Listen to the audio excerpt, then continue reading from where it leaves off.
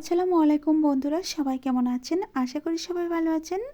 আজকে আমি আরও একটি নতুন রেসিপি নিয়ে চলে আসলাম। আজকে আমি তৈরি করে দেখাবো দারুণ মজার একটা নরম তুলতুলে দারুণ সহজ একটা রেসিপি। আর এই রেসিপিটি তৈরি করতে বেশি কিছু উপকরণের প্রয়োজন নেই, অল্প কিছু উপকরণ হলেই কিন্তু এই রেসিপিটি তৈরি করে নেওয়া যাবে। চলুন বন্ধুরা, কথা না বাড়িয়ে আমি মূল রেসিপিতে চলে যাচ্ছি। তার আগে বলছি, ভিডিওটি দেখার শুরুতে একটা লাইক দিয়ে সম্পূর্ণ ভিডিওটি দেখার চেষ্টা করবেন, আর ভালো লাগলে চ্যানেলটি সাবস্ক্রাইব করে রাখবেন। চলুন এখন আমি মূল ভিডিও শুরু করে দিচ্ছি। তার সাথে বলছি, ভিডিওটি সম্পূর্ণ দেখার চেষ্টা করবেন। আজকে রেসিপি তৈরি করার জন্য প্রথমে একটা মিক্সিং বোল নিয়েছি, আর নিয়েছি বাটি দিয়ে 2 বাটি ময়দা। ময়দাটা দেওয়া হয়ে গেলে দিয়ে দিচ্ছি স্বাদ মতো লবণ। লবণ দেওয়ার পর দিয়ে দিব ইস্ট। আজকে নাস্তা নরম আর তুলতুলে করার জন্য ইস্টটা দেওয়ার খুবই প্রয়োজন। দেওয়া হয়ে গেলে দিয়ে দিচ্ছি 1 টেবিল চামচের অর্ধেক চামচ ঘি। বন্ধুরা, এখানে ঘিয়ের পরিবর্তে রান্নার তেলটাও কিন্তু ব্যবহার করা যাবে। এখন আমি সবগুলো শুকনো উপকরণ ভালোভাবে মিশিয়ে নিচ্ছি। মিশিয়ে নেওয়া হয়ে গেলে অল্প অল্প পানি দিয়ে সুন্দর একটা ডো তৈরি করে নেব।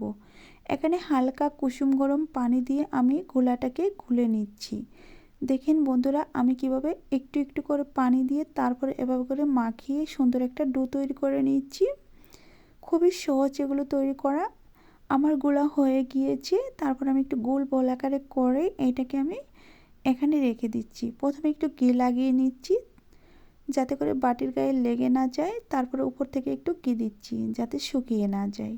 এখন আমি ঢাকনা দিয়ে ঢেকে রাখবো পুরো 10 মিনিটের জন্য।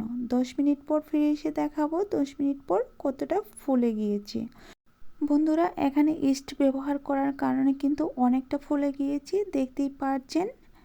আর এভাবে করে ভালোভাবে চেপে চেপে বাতাসটা বের করে দিতে হবে। দেখতেই পাচ্ছেন বন্ধুরা, এভাবে করে বাতাস বের করে আমি একটা বোর্ডের উপর তুলে নিচ্ছি। তারপরে হাত দিয়ে এভাবে ডলে ডলে লম্বা করে নিচ্ছি যাতে করে ভিতরে কোনো বাতাস না থাকে। তারপর আমি আবারও গোল করে নিচ্ছি। গোল করা হয়ে গেলে এটাকে আমি কয়েকটি ভাগে ভাগ করে নিব। তার জন্য একটু ছুরি দিয়ে কেটে নিতে হবে। দেখেন বন্ধুরা, আমি কিভাবে গোলটা করে নিচ্ছি। এখন আমি একটা ছুরির সাহায্যে কেটে কয়েকটা ভাগে ভাগ করে নেব। আমি যতগুলো নাস্তা তৈরি করব ঠিক ততগুলো ভাগে ভাগ করে নেব। বন্ধুরা, আপনারা চাইলে এখানে 4টি নাস্তাও বানিয়ে নিতে পারেন, আবার 2টিও বানিয়ে নিতে পারেন। সেটা হচ্ছে নাস্তার সাইজের ওপর। এভাবে করে আলাদা করে নিচ্ছি। নেওয়া হয়ে গেলে আমি একটা একটা করে ডো নিয়ে তারপর সুন্দর একটা বল শেপ দিয়ে দিচ্ছি। এভাবে করে ঘুরিয়ে ঘুরিয়ে বল শেপটা দিলেই হয়ে যাবে। বন্ধুরা, আপনাদের সুবিধার জন্য আমি আরও একটি বল তৈরি করে নিচ্ছি। একই সাথে সবগুলো বানানো হয়ে গিয়েছে। এখন আমি এগুলোকে একটু কাপড় দিয়ে 2 থেকে 3 মিনিটের জন্য ঢেকে রাখবো। এতে করে আবারও সুন্দরভাবে সেট হয়ে যাবে। তার আগে হালকা একটু তেল ব্রাশ করে দিচ্ছি। দেখতেই পাচ্ছেন আমি কীভাবে তৈরি করে নিচ্ছি। এখন আমি 3 মিনিটের জন্য ঢেকে রাখছি। 3 মিনিট পর খুলে দেখাচ্ছি কতটা বড় বড় হয়ে গিয়েছে। এখন আমি চুলায় চলে যাব এগুলো ভেজে নেওয়ার জন্য।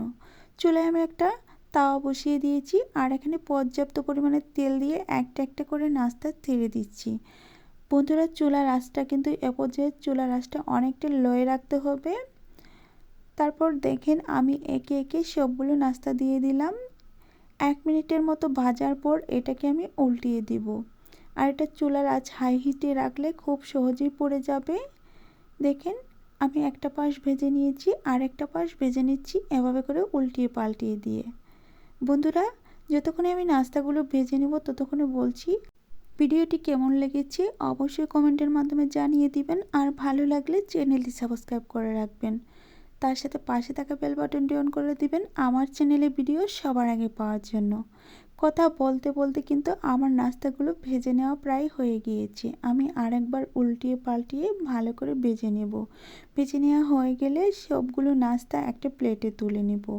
এভাবে করে নাস্তা বানিয়ে বাচ্চারা অথবা ছোটো বড়ো সকলে কিন্তু অনেক বেশি পছন্দ করবে।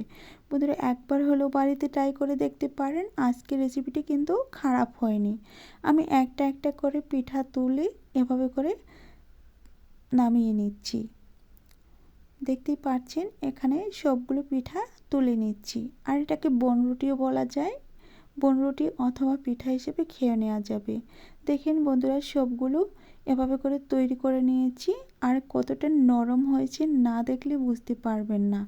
আমি এখন কিছুটা নাস্তা ছিঁড়ে দেখাবো ভিতরটা কত ফুলকো ফুলকো আর নরম নরম হয়েছে। দেখতেই পাচ্ছেন, একটু চেপে চেপে দেখাচ্ছি। এখন আমি ছিঁড়ে দেখাচ্ছি। বন্ধুরা, আমি যতক্ষণে এই নাস্তাটা ছিঁড়ে দেখাচ্ছি ততক্ষণে বলছি এখন আমার প্রায় বিদায় নেওয়ার পালা। পরবর্তীতে আবারও নতুন কোনো রেসিপি নিয়ে আসবো। তো ভালো থাকবেন, সুস্থ থাকবেন, আল্লাহ তাআলার কাছে এই কামনা করে বিদায় নিচ্ছি। খোদা হাফেজ।